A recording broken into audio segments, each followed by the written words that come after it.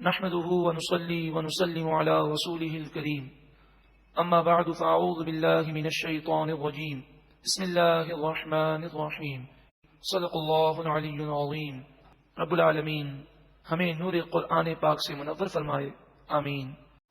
سورہ قصص مکی ہے، ہجرت سے پہلے اس کا نزول ہوا ہے. قرآن پاک کی ترتیب کے اعتبار سے اس کا نمبر 28 ہے، نزول کے اعتبار سے اس کا نمبر 49 ہے.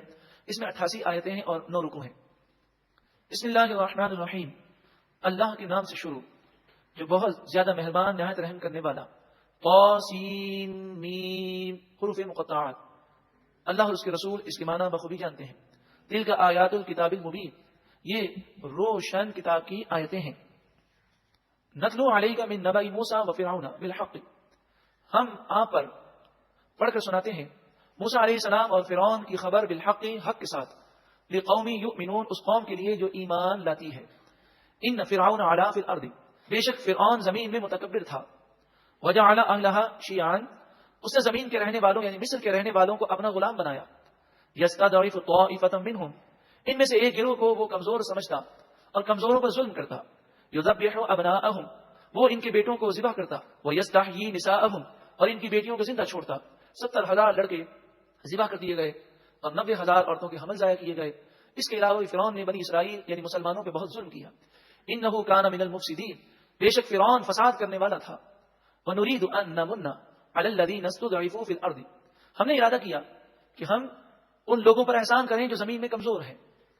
تو بنی اسرائیل پر ہم نے احسان کیا، فرعون کو غرق کر دیا اور بنی اسرائیل کو مصر کی حکومت دی.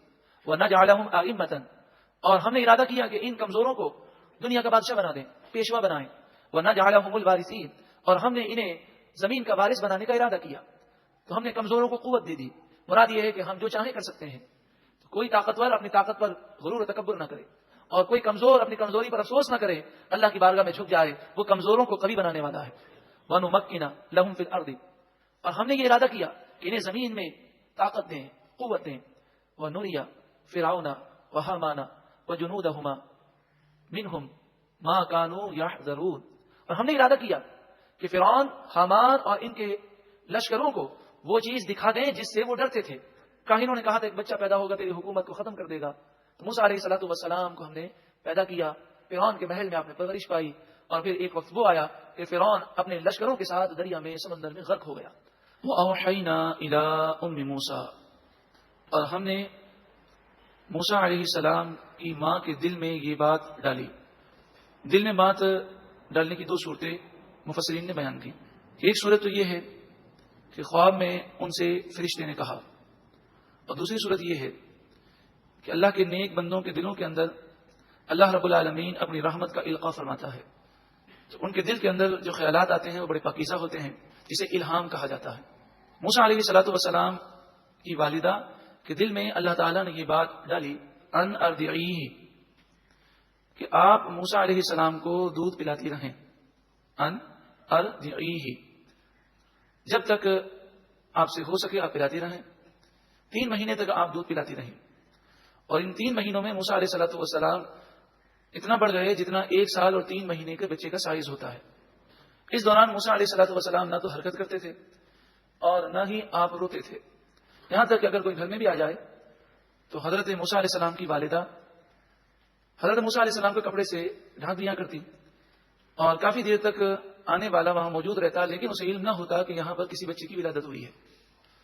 فَإِذَا خِفْتِ عَلَيْهِ، پھر جب موسیٰ علیہ السلام کے بارے میں تجھے خوف محسوس ہو، فَأَلْقِيهِ فِي الْيَمِّ، تو موسیٰ علیہ السلام کو سمندر میں، دریا میں ڈال دینا. آپ نے اس کے لیے ایک چھوٹا سا صندوق لکڑی کا تیار کیا، جسے اس طرح تیار کیا گیا کہ پانی اس کے اندر داخل نہ ہو سکے لیکن بچہ سانس بھی لے سکے. تو 3 مہینے تک آپ دودھ پلاتی رہیں اور پھر آپ کے دل میں خوف پیدا ہوا تو آپ نے حضرت موسیٰ علیہ الصلوۃ والسلام کو صندوق میں، اس لکڑی کے تابوت میں رکھ کر دریا نیل میں ڈال دیا. وَلَا تَخَافِي، اور تو خوف نہ کرنا. وَلَا تَحْزَنِي، اور تو غم نہ کرنا. ایک ماں اپنے بچے کو جو بھی 3 مہینے کا بچہ ہے اسے ایک تابوت میں ڈال کر دریا میں رکھ دے، یہ ایک مشکل امر ہے. لیکن اللہ تبارک و تعالیٰ نے ان کے دل کو مضبوط کیا اور ان پر الہام کیا گیا کہ آپ نہ خوف کریں اور نہ غمگین ہوں.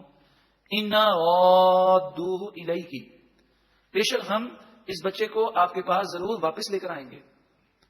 وَجَاعِلُوهُ مِنَ الْمُرْسَلِينَ، اور اس بچے کو رسولوں میں سے کر دیں گے۔ آپ نے اللہ پر بھروسہ کیا اور اپنے بچے کو دریا میں رکھ دیا۔ دریائے نیل میں یہ لکڑی کا تابوت صندوق بہتا رہا۔ دریا نیل سے ایک نہر فرعون کے محل کی طرف جا رہی تھی۔ اب یہ لکڑی کا تابوت فرعون کی محل کی سیڑھیوں سے ٹکرا رہا تھا۔ حضرت بی بی آسیہ رضی اللہ تعالی عنہا فرعون کے ساتھ اور خدام کے ساتھ سیر کے لیے نکلی۔ ان کی نظر اس لکڑی کے تابوت پہ پڑی۔ خدام کو حکم دیا گیا، وہ وہاں سے دریا سے نکال کے لائے۔ فَالْتَقَطَهُ آلُ فِرْعَوْنَ، فرعونیوں نے حضرت موسیٰ علیہ السلام کو اٹھا لیا، اس تابوت کو اٹھا لیا۔ اللہ رب العالمین کی شان کہ جس بچے سے بچنے کے لیے اس فرعون نے اس قدر ظلم کیا کہ 70,000 بچوں کو قتل کیا، 90,000 عورتوں کے حمل ضائع کیے، کئی سالوں تک یہ عمل جاری رہا۔ اب وہ بچہ خود فرعون کے محل کے قریب پہنچ گیا۔ فرعون باوجود اس قدر دشمنی کے حضرت موسیٰ علیہ السلام کو کوئی نقصان نہ پہنچا سکا۔ اس میں درس ہے ہم تمام کے لیے کہ دشمن چاہے کتنا ہی پاورفل ہو، بچانے والا رب العالمین سب سے زیادہ طاقت رکھتا ہے۔ اور رب العالمین کی شان دیکھیں، اس بچے سے بچنے کے لیے فرعون نے کتنی کوششیں کی، اور اللہ تعالیٰ کی شان دیکھیں کہ اللہ تعالیٰ نے موسیٰ علیہ السلام کی پرورش فرعون کے ہاتھوں سے کروائی کہ فرعون کے محل میں 30 سال تک آپ رہے، یہاں تک کہ آپ مشہور ہو گئے موسیٰ بن فرعون۔ جو لوگ اس حقیقت سے واقف نہ تھے، جو واقف تھے وہ مر گئے، تو اب لوگ یہی سمجھنے لگے کہ موسیٰ علیہ السلام فرعون کے بیٹے ہیں، لہٰذا جہاں بھی آپ جاتے لوگ آپ کی عزت کرتے۔ لِيَكُونَ لَهُمْ عَدُوًّا، تاکہ موسیٰ علیہ السلام ان کے لیے دشمن ہو جائیں، کہ جو دشمنان خدا ہیں ان کے لیے موسیٰ علیہ السلام دشمن بنے اور ایسے لوگوں کو سبق سکھائیں۔ وَحَزَنًا، اور موسیٰ علیہ السلام ان کے غم کا باعث بنے۔ 30 سال تک وہ پرورش کرتا رہا، اور موسیٰ علیہ السلام 30 سال تک محل میں رہے، پھر مصر سے مدین گئے، 10 سال کے بعد جب واپس آئے تو اب 40 سال کا عرصہ گزر گیا۔ اس وقت فرعون کو احساس ہوا کہ جس بچے کو ہم نے گود لیا یہ وہی بچہ ہے جو ہماری سلطنت کی تباہی کا باعث بنے گا۔ ان فرعون وہامان، بے شک فرعون اور حامان، فرعون کے ساتھ حامان کا ذکر کیا گیا کیونکہ فرعون کی تباہی میں حامان کا بہت بڑا ہاتھ ہے۔ یہ ایک چاپلوسی کرنے والا شخص تھا اور اسی نے فرعون کے ذہن میں خدائی کا دعویٰ کرنے کی سوچ پیدا کی، اسی نے اور بہت سارے غلط مشورے دیے، اور اسی حامان نے فرعون کو یہ مشورہ بھی دیا تھا کہ جب فرعون ایمان لانے لگا تو حامان نے کہا کہ سارا مصر آپ کی پوجا کر رہا ہے، اگر آپ ایمان لے آئے تو یہ کہیں گے کیا اب تک آپ نے ہم سے جھوٹ بولا۔ اس غلط مشورے کو قبول کرنے کی وجہ سے فرعون بھی تباہ ہوا، اور اس تباہی میں حامان کا بھی بہت بڑا ہاتھ ہے۔ اللہ تعالیٰ غلط مشیروں سے محفوظ فرمائے۔ ان فرعون و حامان، بے شک فرعون اور حامان، وجنودہما، اور ان دونوں کے لشکر، ان دونوں کے پیروکار، کانوا خاطئین، یہ سب گنہگار تھے، خطاکار تھے۔ فرعون نے جیسے ہی موسیٰ علیہ السلام کو دیکھا تو کہنے لگا یہ وہی بچہ ہے جو مجھے تباہ کرے گا، میں اسے قتل کر دوں گا۔ وقالت امرأۃ فرعون، فرعون کی بیوی بولی، حضرت بی بی آسیہ رضی اللہ تعالی عنہا جو بعد میں ایمان لے آئیں۔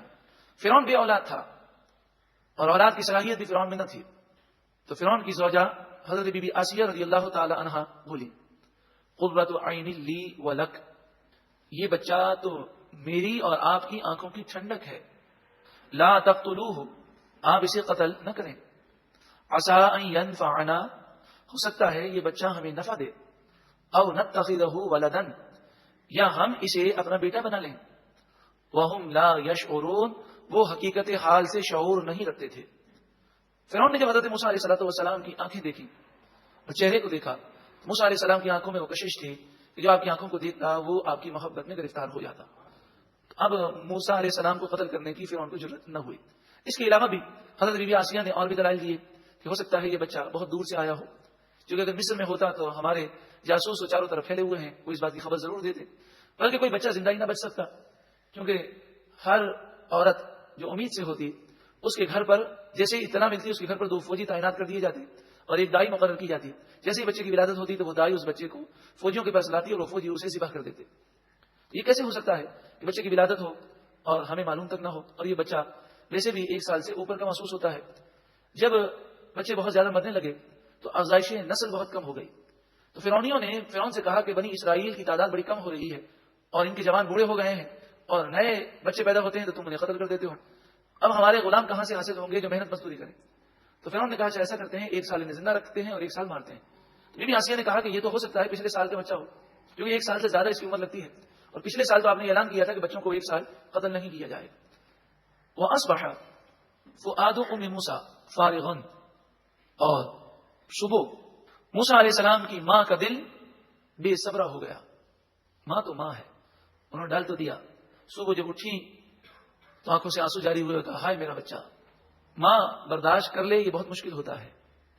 ان کادت لتبدی بہ لولا الربطنا علی قلبها، اگر ہم اس کے دل کو ڈھارس نہ دیتے اور اس کے دل کو مضبوط نہ رکھتے تو قریب تھا کہ وہ اس بات کو ظاہر کر دیتی کہ جب صبح یہ پتہ چلا کہ ایک تابوت فرعون کے محل آیا ہے تو والدہ کا دل بے صبرہ ہو گیا اور وہ ڈر گئی کہ دشمن کے ہاتھ میں میرا بچہ چلا گیا۔ اگر اللہ تعالیٰ فرماتا ہے اگر ہم صبر نہ دیتے اور ان کے دل کو مضبوط نہ کرتے تو یہ بے صبری کر دیتی اور لوگوں کو بتا دیتی کہ میرا بچہ ہے۔ اللہ نے انہیں صبر عطا فرمایا۔ لِتَكُونَ مِنَ الْمُؤْمِنِينَ، تاکہ اسے ہمارے وعدے پر یقین رہے۔ تو جو الہام کے ذریعے وعدہ فرمایا گیا کہ ہم موسیٰ علیہ السلام کو آپ کے پاس دوبارہ لے کر آئیں گے، تو اس وعدے پر یقین برقرار رہے، اس کے لیے ہم نے ان کے دل کو مضبوط رکھا۔ وَقَالَتْ لِأُخْتِهِ، موسیٰ علیہ السلام کی ماں نے موسیٰ علیہ السلام کی بہن سے کہا، یعنی اپنی بیٹی سے کہا، جن کا نام حضرت مریم ہے۔ یہ وہ حضرت مریم نہیں ہیں جو حضرت عیسیٰ علیہ السلام کی والدہ ہیں، بلکہ عیسیٰ علیہ السلام کی والدہ اور حضرت موسیٰ علیہ السلام کی بہن مریم میں سینکڑوں سال کا فاصلہ ہے۔ تو موسیٰ علیہ السلام کی ماں نے اپنی بیٹی سے کہا قُصِّیہِ، تم ان کے پیچھے جاؤ۔ فَبَصُرَتْ بِهِ عَنْ جُنُبٍ، پھر اس نے دیکھا موسیٰ علیہ السلام کو دور سے۔ وَهُمْ لَا يَشْعُرُونَ، حالانکہ وہ فرعونی شعور نہیں رکھتے تھے، یعنی انہیں نہ پتہ چل سکا کہ یہ موسیٰ علیہ السلام کی بہن ہے۔ فرعون کے محل میں ایک بہت بڑا مجمع جمع تھا۔ فرعون موسیٰ علیہ السلام کو اپنی گود میں لیے کہ آپ 3 مہینے کے بچے ہیں، گود میں لیے آپ کو چپ کرانے کی کوشش کر رہا ہے اور آپ مسلسل رو رہے ہیں۔ فرعون کے حکم پر دودھ پلانے والی عورتوں کو بلایا گیا ہے، اور کئی عورتیں موسیٰ علیہ السلام کو اپنی گود میں لیتی ہیں کہ موسیٰ علیہ السلام کا دودھ پی لیں اور وہ فرعون سے انعامات اور اکرام حاصل کریں۔ وَحَرَّمْنَا عَلَيْهِ الْمَرَاضِعَ مِن قَبْلُ، اور ہم نے موسیٰ علیہ السلام پر ہر دودھ پلانے والی عورت پہلے ہی حرام قرار دے دی۔ 3 مہینے کے ہیں مگر آپ کسی عورت کا دودھ نہیں پی رہے، مسلسل رو رہے ہیں۔ اب بچہ اگر ماں کا دودھ نہ پیے تو وہ روتا تو ہے۔ اب فرعون پر ایک پریشانی کا غلبہ ہے، وہ پریشان ہے، اب کیا کریں؟ تو جب یہ ہر طرح سے عاجز آ گیا، فقالت، تو موسیٰ علیہ السلام کی بہن بولی هل ادلکم علی اہل بیت، کیا میں آپ کو ایسا گھرانہ بتاؤں یکفلونہ لکم، جو تمہارے لیے اس بچے کو پال سکے، وہم لہ ناصحون، اور وہ گھرانہ اس بچے کا خیر خواہ ہے۔ فرعون نے کہا کہ چلو دیکھ لیں، انہیں بھی بلا کے لاؤ۔ حضرت موسیٰ علیہ السلام کی والدہ آئیں۔ جیسے ہی حضرت موسیٰ علیہ السلام کی والدہ نے اس ہال میں قدم رکھا جہاں پر لوگ جمع تھے، موسیٰ علیہ السلام نے رونا بند کر دیا، اور جب اپنے 3 مہینے کے بچے کو انہوں نے سینے سے لگایا تو موسیٰ علیہ السلام دودھ پینے لگے۔ فرعون چونکہ شکی مزاج تھا اور دوسرا اسے یہ شک تھا کہ یہ بچہ ہے کون، فوراً چیخنے لگا اور کہنے لگا اے عورت، تو اس بچے کی کیا لگتی ہے کہ کسی عورت سے یہ بچہ چپ نہ ہو سکا اور کسی عورت کیسے دودھ نہ پیا، تجھے دیکھتے ہی چپ کیسے ہو گیا اور تیرا دودھ کیسے پینے لگا؟ اللہ تبارک و تعالیٰ نے حضرت موسیٰ علیہ السلام کی والدہ کے دل میں یہ جواب القا فرما دیا۔ آپ کے چہرے پر یہ سوال سن کر کوئی گھبراہٹ طاری نہ ہوئی، اور آپ نے کہا کہ بعض بچوں کی فطرت میں نفاست ہوتی ہے، بعض بچے ایسے ہوتے ہیں کہ وہ کسی گندی عورت کے قریب نہیں جا سکتے، تو میں روزانہ کپڑے تبدیل کرتی ہوں اور روزانہ غسل کرتی ہوں، تو میں نفیس رہتی ہوں۔ جب آپ نے یہ جملہ کہا تو بادشاہ یہ سمجھا، فرعون یہ سمجھا کہ اچھا یہ صفائی کی وجہ سے یہ بچہ ان کے قریب گیا ہے، تو یہ بڑا خوش ہوا کہ میں نے جس بچے کو گود لیا ہے وہ اتنا نفیس بچہ ہے کہ کسی بری عورت کے ہاتھ میں یا گندی عورت کے ہاتھ میں وہ جانے کو تیار نہیں ہے۔ روزانہ غسل کرتی ہیں، روزانہ وہ کپڑے تبدیل کرتی ہیں، صاف ستھری رہتی ہیں، اسی لیے یہ بچہ گیا ہے۔ تو اس کی خوشی کی انتہا نہ رہی کہ میں نے جس بچے کو گود لیا ہے وہ فطرتاً نفیس ہے۔ تو فرعون نے کہا کہ اس بچے کو آپ لے جائیں، 2 سال تک انہیں آپ دودھ پلائیں، اپنے پاس رکھیں، اور پھر جب یہ کھانے پینے اور دیگر معاملات کرنے پر قادر ہو جائیں، بچے کی ایک عمر ہو جائے کہ جس کے اندر اسے ماں کی حاجت نہیں رہتی، وہ 7 سال کی عمر ہے، ورنہ 7 سال سے پہلے کپڑے بدلنے میں یا دیگر معاملات میں اسے ماں کی حاجت رہتی ہے، یعنی بچہ جتنا بھی بڑا ہو جائے اسے ماں کی حاجت ہے۔ یہاں مراد ہے کہ بچہ 7 برس کا ہو جاتا ہے تو اس قابل ہو جاتا ہے کہ اپنے کام کو خود کرنے کے تھوڑا بہت قابل ہوتا ہے، اور دوسرے لوگ بھی اگر چاہیں تو وہ اس کے ساتھ تعاون کر سکتے ہیں، لیکن 7 سال سے کم عمر کا بچہ وہ ماں سے بہت زیادہ اٹیچ ہوتا ہے. فرددناہ الی امہ، تو ہم نے موسیٰ علیہ السلام کو ان کی ماں کے پاس لوٹا دیا.